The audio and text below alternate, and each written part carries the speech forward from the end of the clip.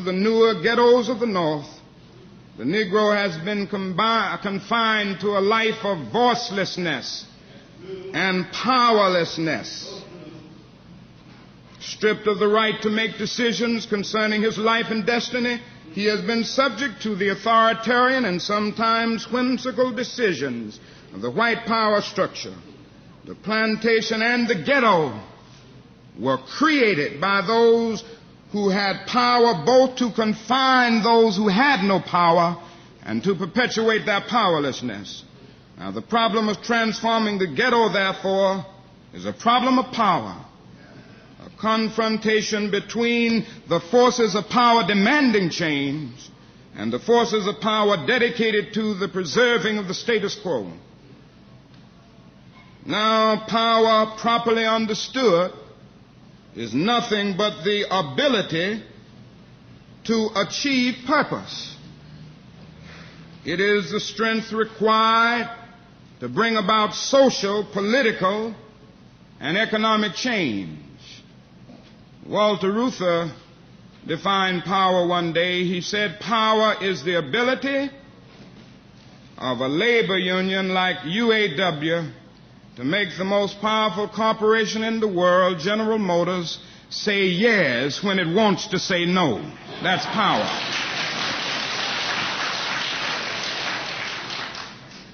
Now, a lot of us are preachers, and all of us have our moral convictions and concerns, and so often we have problems with power. There is nothing wrong with power if power is used correctly. You see, what happened is that some of our philosophers got off base. And one of the great problems of history is that the concepts of love and power have usually been contrasted as opposites, polar opposites, so that love is identified with a resignation of power and power with a denial of love. It was this misinterpretation that caused the philosopher Nietzsche, who was the philosopher of the will to power, to reject the Christian concept of love. It was the same misinterpretation which induced Christian theologians to reject Nietzsche's philosophy of the will to power in the name of the Christian idea of love. Now, we got to get this thing right. What is needed is a realization that power without love is reckless and abusive, and that love without power is sentimental and anemic. Power at its best.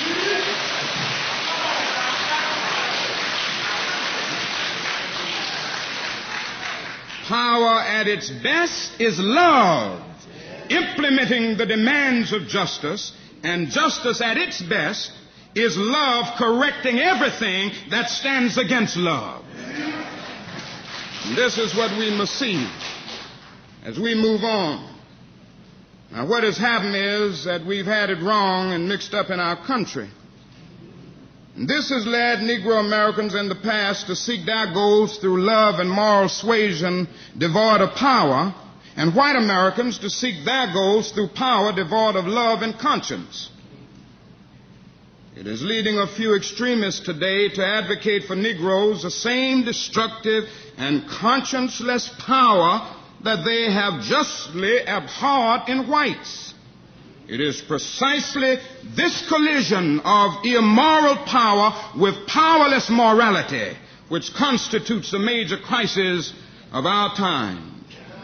And we must develop progress, or rather the program, and I can't stay on this long, that will drive the nation to a guaranteed annual income. Now, early in the century, this proposal would have been greeted with ridicule and denunciation as destructive of initiative and responsibility.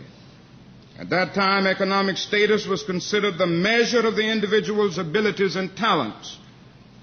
And in the thinking of that day, the absence of worldly goods indicated a want of industrious habits and moral fiber.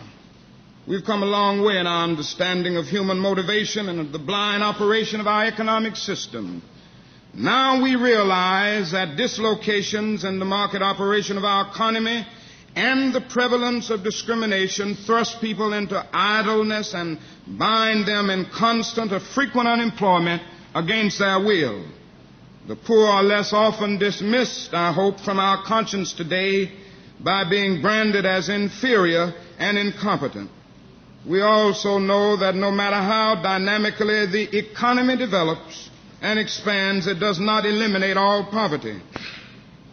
The problem indicates that our emphasis must be twofold. We must create full employment, or we must create incomes. People must be made consumers by one method or the other. Once they are placed in this position, we need to be concerned that the potential of the individual is not wasted. New forms of work that enhance the social good will have to be devised for those for whom traditional jobs are not available. In 1879, Henry George anticipated this state of affairs when he